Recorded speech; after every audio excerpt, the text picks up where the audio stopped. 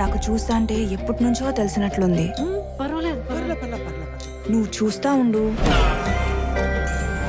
వారం రోజుల్లో ఫుల్గా కలిసిపోతాం అందరం. అంత ఫీల్ అవుతూ ఇప్పుడు ఉంటుంది చూడు, ఫుల్ ఎంక్వైరీ కమిషన్. ఏంది?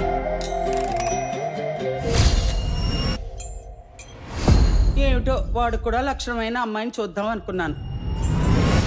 మన రాత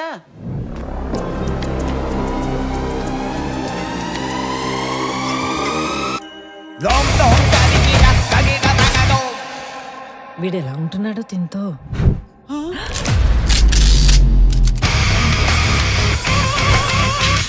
ఎక్కడి నుంచి పట్టుకొచ్చాడో ఈ పిల్లని.